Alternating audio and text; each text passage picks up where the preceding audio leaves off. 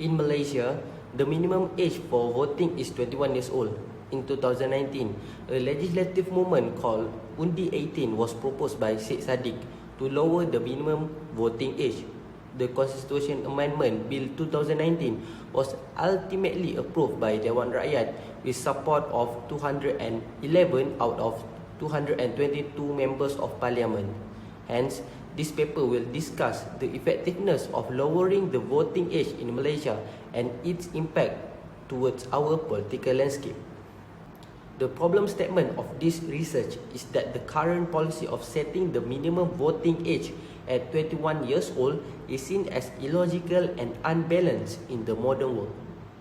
Lowering the voting age to 18 is seen as difficult by some policymakers as they believe that 18 years old are not mature enough to make a decision. Additionally, there are constitutional concerns regarding the proposal to lower the voting age to 18 years old. The first research objective is to review the literature to identify the factors of decreasing the voting age as well as the difficulties that may arise from doing so. Next is to identify the effect of the policy from the latest state election. In this case, the level of effect will be determining the effectiveness of the new proposed policy, and at the same time, it will show that the data input and percentage of the number of people who cast a vote after the UNDI18 bill was passed. Last but not least, to identify the preparation and the challenges of Malaysian youth for facing the new policy.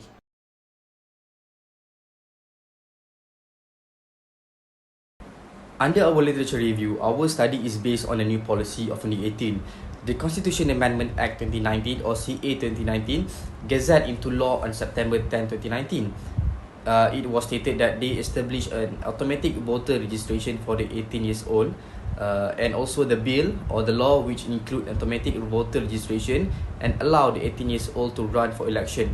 It was the first constitutional amendment to pass with bipartisan support, making the day historic for Pakatan Harapan.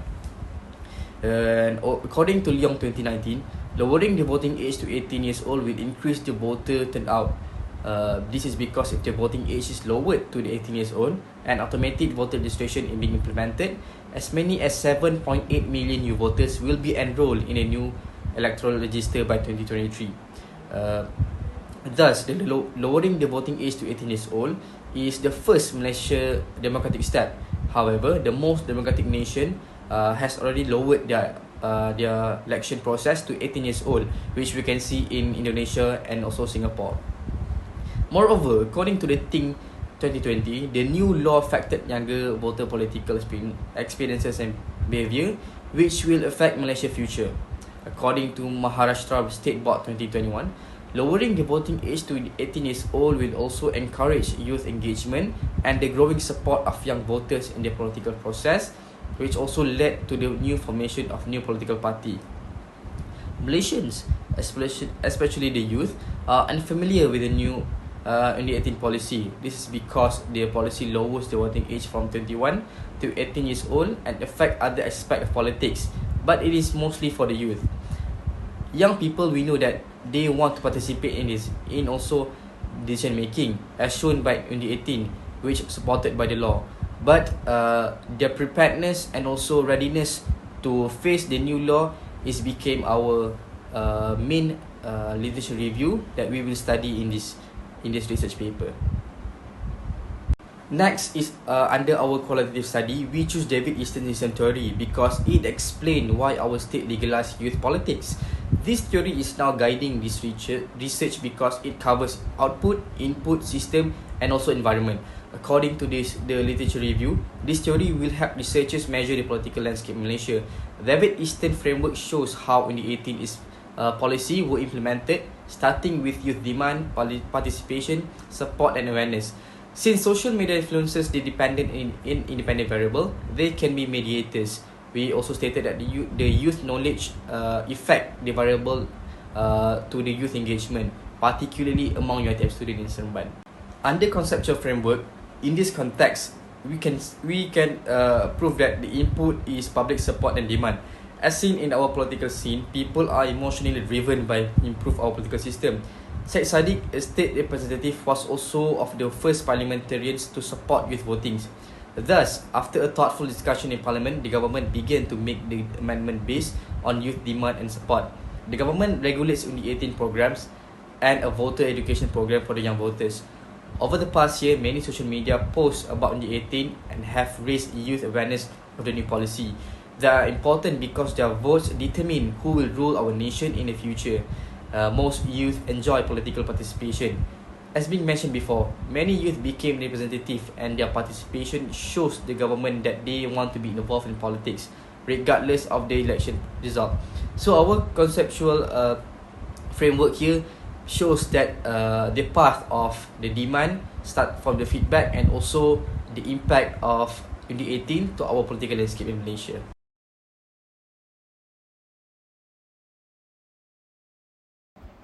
According to Sekaran and Buji in 2009, a sample is a section of the population that researcher will choose the purpose of the study. If there were more people in the sample, there would be a fewer chances for mistakes. This also has been supported by Hagaman and Woodrich in 2017, which stated that 20 to 40 respondents needed in their research to obtain data saturation for universally applicable in meta teams. So, the sample size for our research is 30 people. The proposed method of sampling for this research is probability sampling, with the participants being students from UITM Seremban 3, aged 18 to 25 years old. The research design is qualitative and relies on secondary data resources, such as journal, books, newspaper, and websites.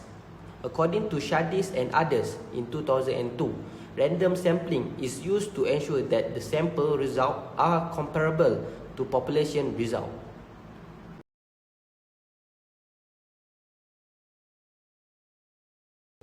The research will conduct 30 interviews with students at UITM Seremban 3, 21 of whom are men and 9 are women.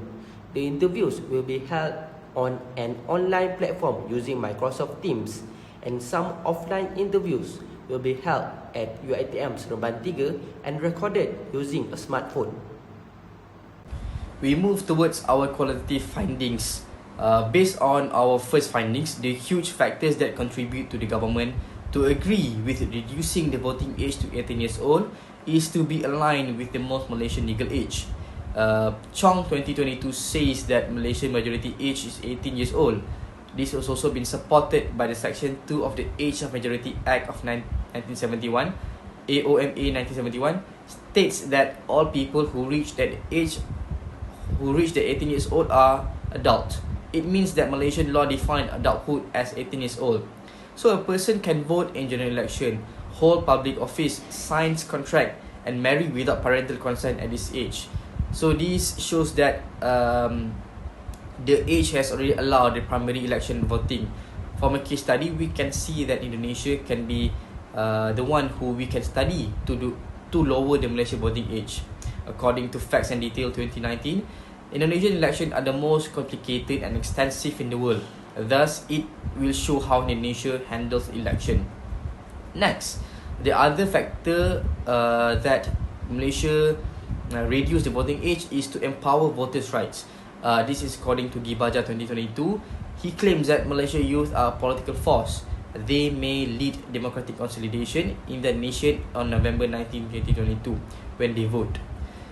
We can see that one of our interviewers said that along with the UNDI18 policy has been in the parliament, there will be an increasing total of number of people, or more specifically, the youth will be eligible to cast a vote in general election.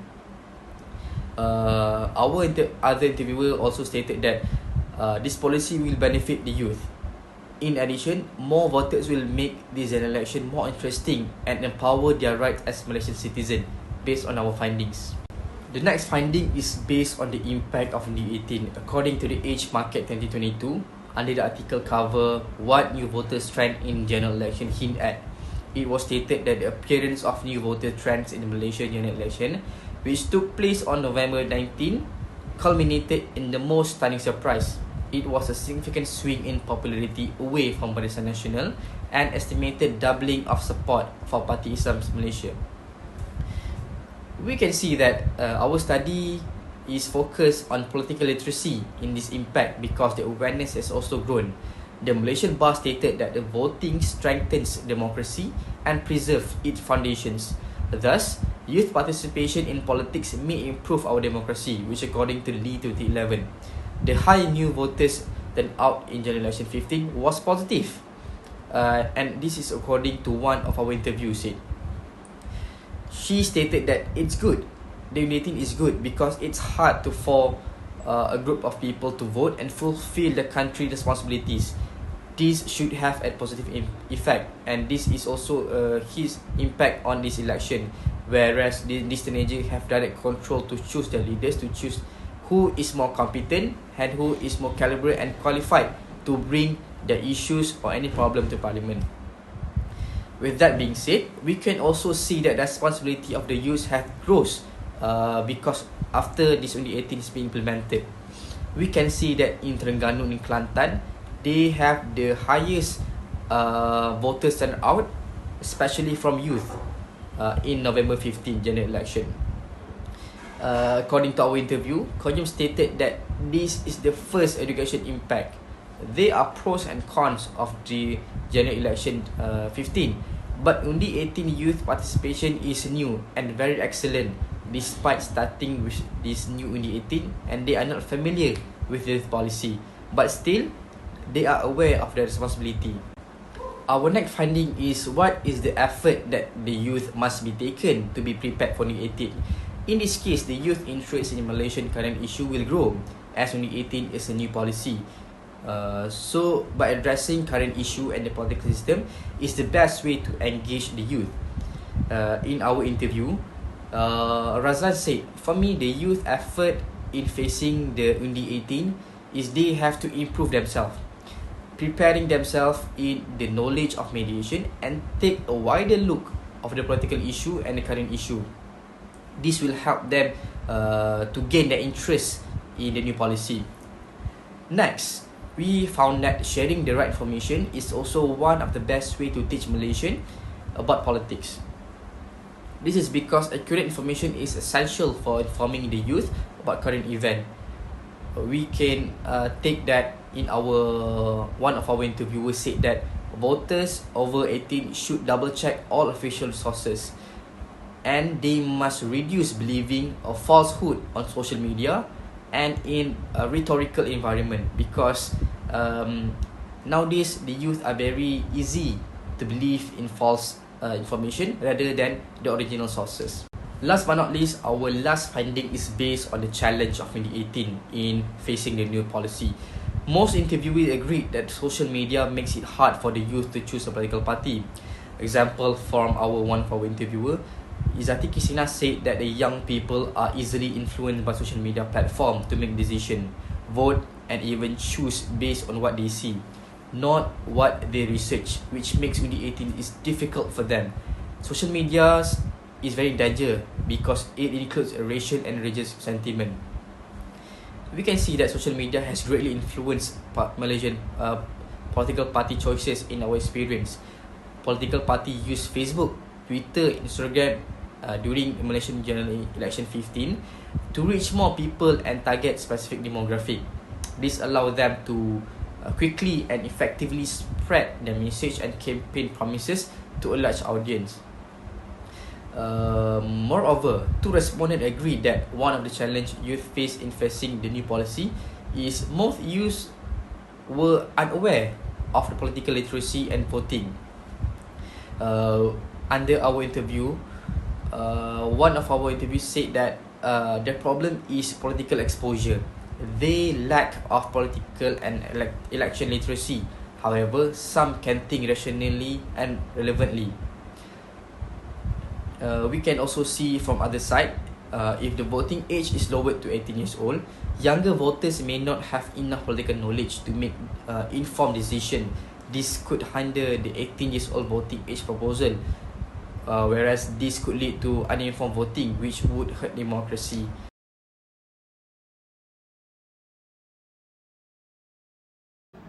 The study found that the independent variable of demand from the youth led to the government reducing the voting age to 18.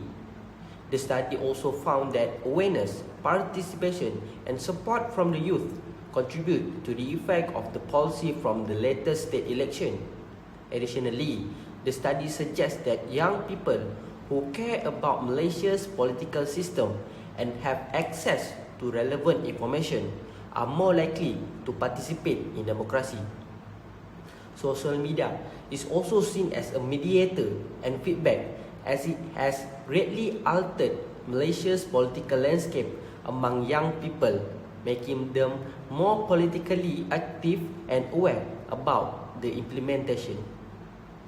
Under our recommendation, participant recruitment can help researchers overcome these obstacles.